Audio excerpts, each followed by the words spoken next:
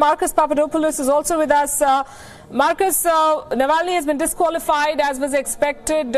Is there a real challenger that Vladimir Putin faces in the March election, according to you?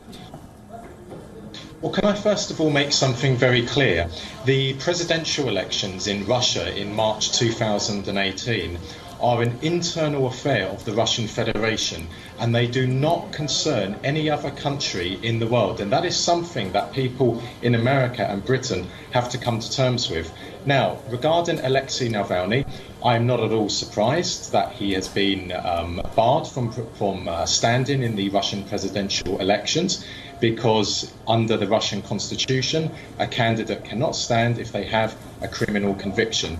Mr. Navalny does have a criminal conviction, and therefore he is not allowed to stand. And Mr. Navalny is being presented in Western mainstream media in a totally distorted way. This man is not the person that American and British politicians and journalists are actually portraying. In fact, Mr. Navalny, in response to his disqualification, has just tweeted, and let me quote from that tweet: "The Kremlin sees our strategy to fight and invents methods of counteracting them. We too must adapt and invent something new. If we only do what invented 6 years ago and no longer works, we are just fools." Dimitri, does he have legal recourse, or is he out of the race? No, he will, of course, appeal the decision of the Central Electoral Commission. Navalny's lawyer has already said that they will go to the court, they will go to law. But I'm afraid that's not going to be successful, because there is a serious case against Navalny. Of course, the Western media does not believe it, but he was involved in some very dubious commercial transactions, he and his brother. And simply there is not much time left. However, what is interesting is that there are certainly different groups in the Kremlin, because Navalny has been allowed basically to campaign. During the last 4 months, he was campaigning, touring Russia, meeting the voters in various cities and towns, as usual, promising to put a lot of people in jail, promising to change Russia's internal and foreign. Right. Marcus, Putin has decided to run as an independent and not as a candidate of the United Russia Party, which is the Kremlin-backed party, and yet the United Russia Party says that he remains our face. So is there more than meets the eye? Why is he doing this? No, I don't believe there's more than meets the eye to that.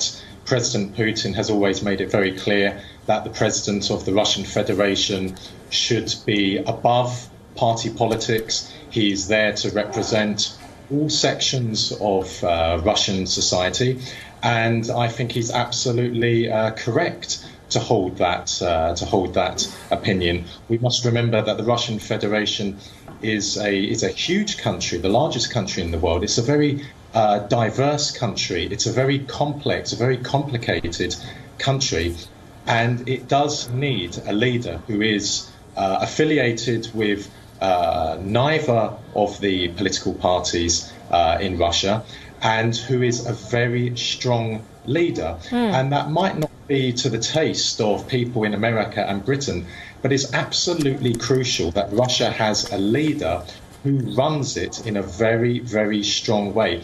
I have no problem in saying that Mr. Putin runs Russia with an iron fist. Right. That is how Russia needs to be run, and that is what the Russian people, historically speaking, expect from their leader.